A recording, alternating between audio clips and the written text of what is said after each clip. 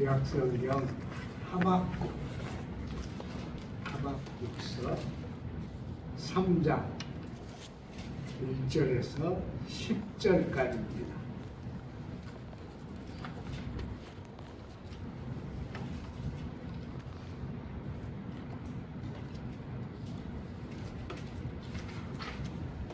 자, 우리 함께 공부하시겠습니다.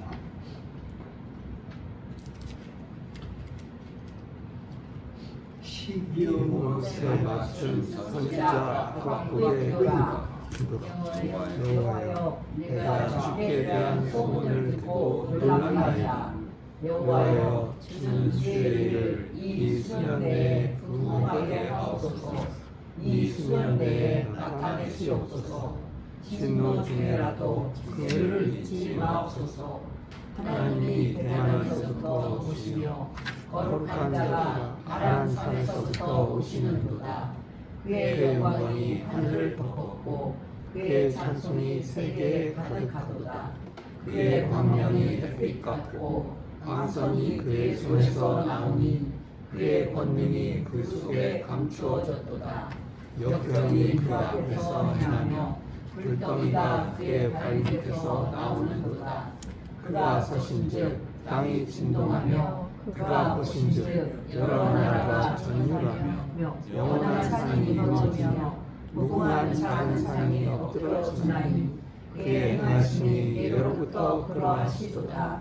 내가 본즉 구산의 장막이 혼란하고 미디안 땅의 휘장이 흔들리는도다.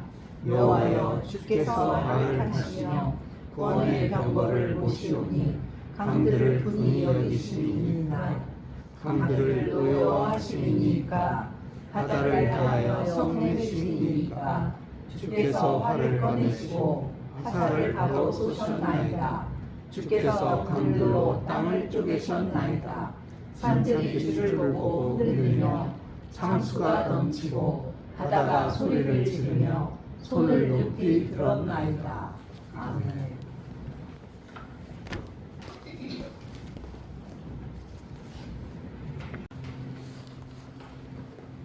사랑이 풍성하신 여호와 하나님, 우리를 수많은 사람 가운데서 특별히 뽑으시고 함께 모아 공동체를 이루게 인도하여 주신 은혜를 감사드립니다. 그러나 우리는 아직 약합니다. 우리는 약하지만은 하나님은 전능하신 하나님이십니다. 거룩하시고 전능하신 하나님을 바라보고 한 걸음 한 걸음 주님께 가까이 나아가는 저희가 되게 붙들어 주시고 인도하여 주시고 함께하여 주옵소서. 우리는 세상에서 생각지 못한 일, 원치 않는 일, 그리고 부당한 일들을 겪으면서 살아가게 되옵니다. 이런 일을 볼 때마다 하나님이 무엇을 원하시는지, 하나님의 이 뜻이 어디에 있는지 우리가 깊이 생각하면서 하나님과 더욱 가까워지는 저희가 되게 인도하여 주옵소서. 이 재단에 속한 모든 심령들을 붙들어 주시고 세상에 빠지지 않게 지켜주시며 우리와 항상 하나 되고 주님의 영 가운데서 한 묶음 되게 함께하여 주옵소서. 예수님 이름으로 기도드리나이다. 아멘. 이 하박국서는 좀 독특한 성경이에요. 하박국이라고 하는 말은 히브리 말로 껴안다, 포용하다 그런 뜻이라고 그래요. 아마 그 아버지가 아들을 낳아놓고 하나님을 생각했던 것 같아요. 그래서 하나님의 품을 생각하면서 이 이름을 짓지 않았나 그렇게 생각이 듭니다. 하박국은 주전 620년경의 사람입니다. 그러니까 남쪽 유다 나라가 새로 일어선 바벨론에 멸망하는 바로 그 직전 선지자예요. 그렇게 부름을 받은 거예요. 그러니까 이사야나 예레미야가 상당히 선지자 활동을 하였을 때 이 하박국은 부르심을 받은 것 같아요. 그런데 놀라운 것은 이사야나 예레미야는 하나님의 부르심을 받는 얘기가 다 기록이 되어 있습니다. 그런데 하박국은 아버지 이름도 없고 부르심 받는 이야기도 없습니다. 그러니까 아마 그 시대에 사회로부터 배관시당한 그리고 하나님의 미션을 짊어지고 그 어려울 때 그러니까 나라가 망하려고 하는 직전이죠. 그때 이런 활동을 했던 것 같아요. 그래서 이 하박국서는 질문으로 가득 차 있습니다. 우리 성경에는 그 질문이 다 나타나 있지 않아요. 제 생각에는 하박국서는 3장인데 1장, 2장은 글로 써 있고 그 사이에 하박국이 하나님께 묻고 대답하고 하나님이 일러주시고 하나님의 계시를 받은 내용들이 훨씬 많았을 것이다. 그렇게 저는 추측합니다. 그것은 하박국서에도 나타나 있어요. 구약의 그 가장 질문이 많은 성경은 욥기입니다. 그리고 그 욥기에 버금가도록 질문이 많은 책이 하박국서입니다. 그러니까 여러분 나라가 망하려고 그러면 그 사회가 어떻겠어요? 그때 이 하박국은 모든 것을 하나님께 묻고 어찌하여 전능하시고 공의로우신 하나님이 계시는데 이렇게 잘못된 일들이 세상에 많습니까? 어찌하여 이렇게 됩니까? 그런 질문이죠. 그런 질문을 해놓고 이제 하나님의 계시를 썼어요. 간단하게 썼습니다. 그리고 또 그런 질문들이 나오고 또 하나님의 계시를 글로 썼습니다. 그런데 제 생각에는 하박국은 상당히 글을 잘 쓴 사람이었다고 생각이 들어요. 왜냐하면 그 3장은 기도인데요. 기도인데 선지자가 기도를 했는데 그 기도는 시편 형식으로 되어 있습니다. 그러니까 시편에만 있는 셀라라고 하는 게 거기도 표시가 되어 있고, 그 앞에 맨 앞에도 그 악기에 맞춰서 하는 선지자의 기도다, 그렇게 기록이 되어 있어요. 그러니까 참 엄청 어려운 책입니다, 이 책은. 그런데도 이 책이 우리에게 그 가까운 것은 종교개혁자 루터가 이 하박국 2장 4절에 있는 말씀, 의인은 믿음으로 말미암아 살리라, 그것을 자기 모토로 삼았죠. 그래서 신교인들은 이 성경을 잘 알고 있습니다. 그런데 잘 뜯어보면요, 엄청 어렵게 쓰여 있는 책입니다. 그러니까 재밌게는 시를 쓸 만큼 글을 잘 안 하박국 선지자가 글로 남긴 것은 많지 않았다, 그렇게 생각이 들고요. 그리고 자기 개인 기도였지만은 그 기도를 하박국 시대 사람이나 그 이후에 그 신자들이 공적인 모임에서 시편처럼 노래로 불렀지 않았나, 그런 생각도 가지게 됩니다.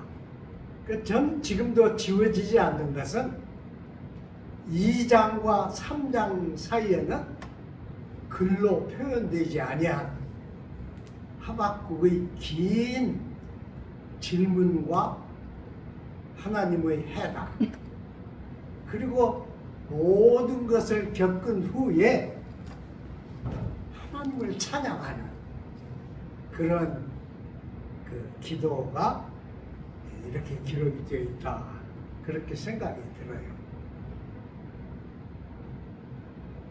그런데 그 시대에 하박국 같은 사람은 사회가 용납을 안 했죠. 우리 시대는 어떤 시대입니까? 우리 시대에 어떤 목사님이 가난하게 산 것도 좋다고 생각합시다, 가난해도 옳게 삽시다, 그런다면 그 설교를 듣는 신자들은 마음속으로 뭘 생각할까요? 멍청한, 시대에 뒤떨어진, 시대를 모르는, 하나님이 어찌 저런 사람을 목사를 삼았을까, 그렇게 안 생각하겠어요? 그러니까 하박국은 자기 시대를 거스르는 사람이었기 때문에 그 시대가 하박국을 용납을 안 했어요. 거의 용납을 안 한. 그래서 그 기록도 이렇게 짧게 되지 않았나 싶어요. 그런데 3장의 이 기도는 놀라운 기도입니다. 아주 놀라운 기도예요. 우리 한국 목사님들은 하박국 3장에 있는 하나님이 이 몇 년 사이에 부흥케 하소서, 이 3년, 2, 3년 내에 우리를 부흥케 하소서 한 말을 참 좋아해요. 한국의 목사님들은 다 좋아합니다. 그래서 새해 교회 그 모토로 써서 여기다 막 붙이죠. 그렇게 붙이는데 저는 그게 부흥을 요구하는 기도는 아니라고 생각이 들어요. 왜 그러냐면 그 앞에 하나님의 소문을 들었더니 자기가 떨린다 그랬거든요. 그리고 그 부흥케 하소서 한 말 뒤에는 심판 속에서도 긍휼을 잃지 마소서 그랬어요. 그런 걸 보면 이건 더 깊고 원대한 그런 기도가 아닌가 그렇게 생각이 들어요. 그러면 우리가 이렇게 생각할 수 있어요. 이사야와 예레미야는 좀 더 일찍 그 선지자로 부름을 받아가지고 많은 활동을 했어요. 이사야도 많은 글을 남겼습니다. 예레미야는 바룩이라고 하는 제자가 예레미야 입에서 나오는 말을 그대로 적었습니다. 그걸 또 왕이 다 읽어보고 화롯불에다 다 태워버렸기 때문에 다시 바룩이 그것을 전부 생각해서 다시 적었습니다. 그런데 예레미야는 백성들에게 이렇게 말했어요. 너희는 이제 틀렸다. 너희는 이제 뭐 어떻게 한다고 그래서 하나님이 계획을 바꾸시지 않는다. 너희는 바벨론 편에 서라. 그리고 바벨론에 항복해라. 하나님은 이미 그렇게 작정하셨으니까 오히려 너희가 바벨론에 가는 것이 옳다. 그렇게 생각했어요. 그러니까 그때 백성들은 어떻겠어요? 민족의 배신자. 그래서 죽이려고 했죠. 그래서 왕궁에 파놓은 땅속 깊은 굴에 예레미야를 던져버렸죠. 지늘기 질퍽대는 그런 던전이라고 그러죠. 영어로는. 그 던전 속에 던졌어요. 죽이려고 했어요. 근데 왕은 이 사람이 진짜 선지자다. 그래서 음식을 대주도록 시켰고 그 예레미야를 건져냈습니다. 근데 그때 예레미야는 하나님의 계시를 받았어요. 잡혀가는 여러분들은 내일 모레 혹은 2, 3년 혹은 20년, 30년 내에 돌아오지 못한다. 하나님이 정하신 기한은 70년이다. 그랬어요. 엄청나죠. 나라가 망하기 전에도 적국의 편만 들은 선지자가 바벨론에서 너희는 70년 전에는 돌아오지 못한다. 그렇게 말을 했으니까 얼마나 저주스러운 말이겠어요. 그럼 그 말을 하박국은 몰랐겠느냐? 아닙니다. 하박국은 조금 늦은 시대지만은 동시대 사람이었으니까 그 말을 다 알고 있었습니다. 하박국은 예레미야의 예언을 잘 듣고 있었어요. 하박국은 이 민족이 외국의 칼날 앞에 무참히 쓰러지고 살아남은 자는 바벨론으로 붙들려 갈 것이라는 걸 알았습니다.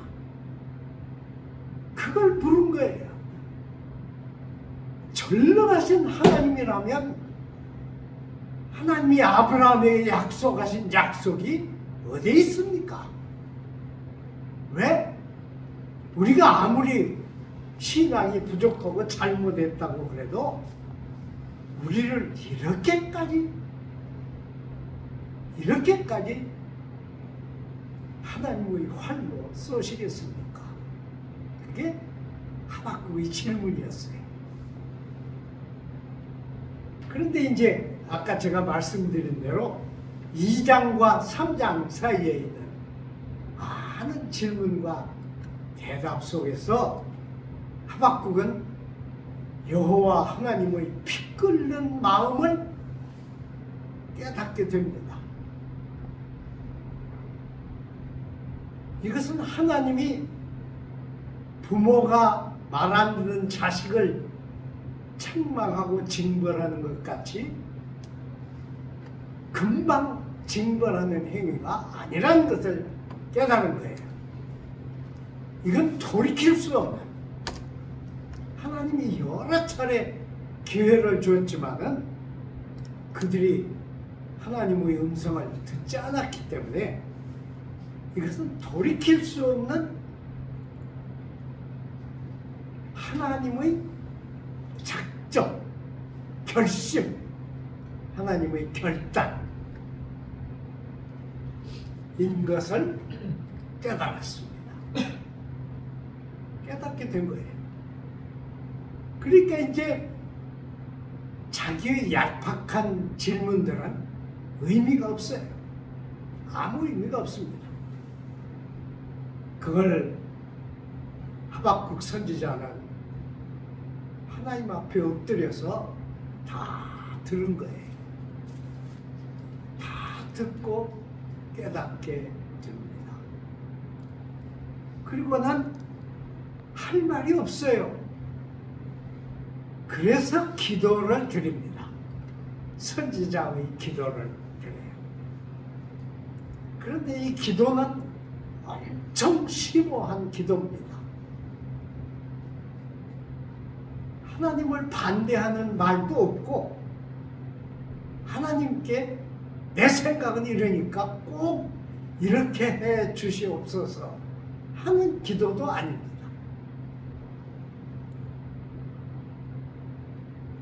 이 기도는 하나님을 찬양하는 극단적 찬양의 기도입니다. 이 선지자가 아니고는 이런 기도는 나올 수가 없었을 거예요.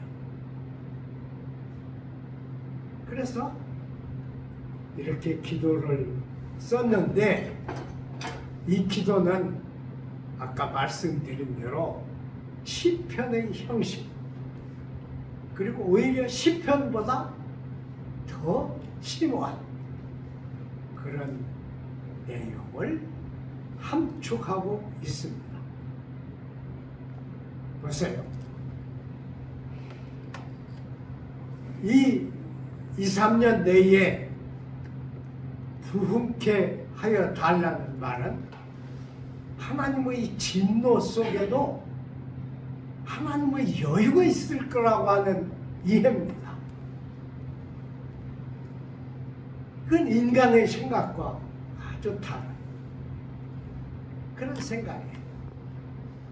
그러니까 저는 이 선지서는 짧지만은 대단히 심오한 내용을 담고 있다. 그렇게 이해가 돼요. 여러분, 선지자는 평범한 생활을 못 삽니다.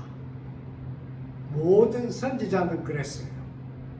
이사야에 대해서 전통적으로 얘기되어 온 것을 보면 이사야도 멍석에 말려가지고 톱으로 멍석을 켜는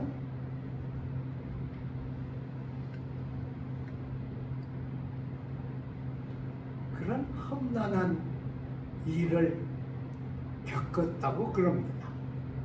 그러니까 선지자는 그런 거예요. 그러면 선지자들은 무엇을 향해 있느냐 하는 얘기예요. 저는 예수님이 오시기까지는 지상에 나타난 모든 선지자가 다 메시아를 지향하고 있다고 믿습니다. 메시아를 향해서 나와요. 각 시대 어떤 시대에는 선지자가 없어요. 근데 어떤 시대에는 두세 사람이 있습니다. 또 사무엘 같은 시대에는 선지자 학교가 있었어요. 일부러 선지자를 모아서 기르기도 했어요. 그 모든 선지자가 메시아의 정점을 향해서 서 있습니다. 그리고 선지자들은 사람이기 때문에 자기가 맡은 일이 끝나면 죽습니다. 그러니까 엄청난 선지자의 전통이 예수님 메시아를 향해서 모두 한 방향으로 서 있습니다. 그리고 선지자들의 예언은 모두 예수님이 오셔서 활동하신 그 역사 속으로 흡수됩니다. 그러면 예수님이 십자가를 지시고 부활하시고 승천하신 후에는 어떻게 됐느냐 하는 질문이에요. 그 후에는 선지자가 없습니다. 물론 선지자라고 말하는 사람이 있지만은 하나님께 세움을 받은 성경에 나타날 만한 선지자는 없어요. 그럼 뭐가 있었습니까? 종교 개혁까지는 교회와 교회 지도자 신부가 있었습니다. 그러니까 예수의 12제자 그리고 그 후에 생긴 속사도 제자들은 모두 제자의 반열에 섭니다. 그리고 그 속에 각 시대의 교역자들이 있습니다. 우리 시대의 목사들도 거기 속합니다. 다 거기 속해요. 그러면 이들은 어디에 있느냐? 메시아가 나타나서 세상의 끝을 향해 가는 그 어간에 모든 제자들이 서 있습니다. 제자들은 많아요.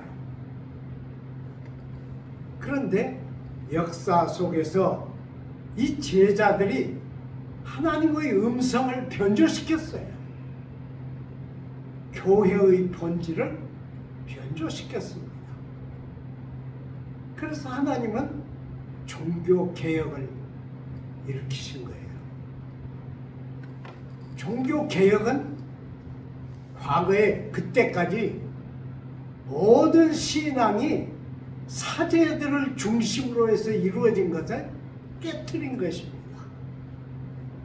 그리고 만인 사제, 모든 사람이 다 사제와 같은 사람들이에요. 그러니까 교회에서 목사나 신부가 중심이 되어서 교회를 이끌어오던 시대는 끝나는 거예요. 그리고 모든 신자들이 예수의 제자가 되는 시대입니다. 그런데 놀라운 것은 종교개혁 후에 신자들의 신앙은 해이해졌습니다. 물론 그것은 자본주의 사회라고 하는 특성도 있지만은 신앙이 해이해졌어요. 그러니까 예수님은 하도 좋은 시대를 마련해 주시면서 제자들을 다 잃어버린 것입니다. 제자들이 없어졌어요. 여러분, 세계에는 위대한 대학들이 많죠. 뭐 우리나라에서는 미국의 대학들을 바라보고 있지만 미국만 아니에요. 세계에는 훌륭한 대학들이 많습니다. 그런데 그 대학을 훌륭하게 만드는 것은 교수입니다. 그런데 교수를 훌륭하게 만드는 것은 제자들입니다. 제자가 없는 교수는 잘못된 교수입니다. 그리고 모든 훌륭한 교수는 제자가 스승보다 낫습니다. 아시죠? 그런데 예수님은 당신의 생을 십자가에 다루시고 그리고 우리를 부르셔서 제자를 삼으셨는데 우리는 예수님의 말씀보다는 자기 생각을 훨씬 소중하게 여깁니다. 그러니까 우리는 어떤 제자예요? 스승을 무시하는 제자입니다. 큰일이죠. 큰일이에요. 그러면 그걸로 그냥 세상에서 아무렇게나 살고 끝나는 것이냐? 아닙니다. 하나님은 분명히 계획을 가지시고 메시아를 보내셨고 메시아의 전통 속에 우리를 부르신 거예요. 우리는 메시아의 제자들입니다. 우리는 목사의 제자가 아니에요. 우리는 신학자의 제자가 아닙니다. 우리는 예수님, 우리를 위해서 오셨고 우리를 죄의 속박에서 해방시키려 자기 목숨을 던지신 예수님, 메시아, 그리스도의 제자들입니다. 세상이 아무리 바뀌어도 이것은 바뀌지 않습니다. 이건 바뀌지 않아요.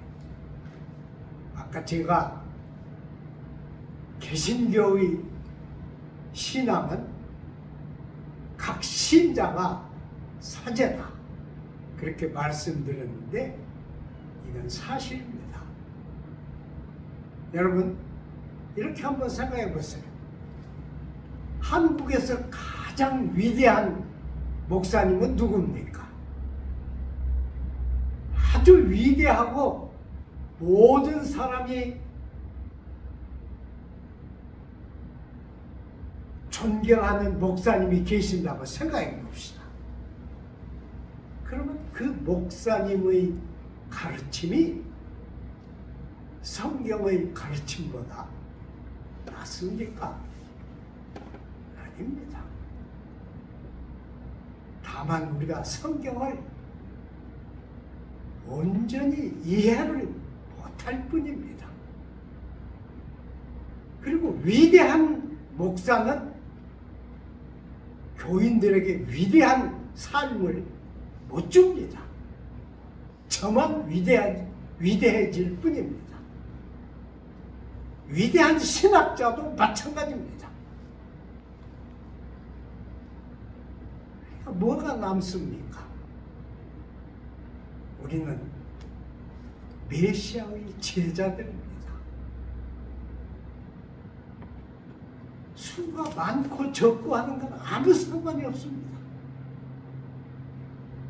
이 교회 목사가 100명이 있고 200명이 있고 하는 건 아무 상관이 없습니다.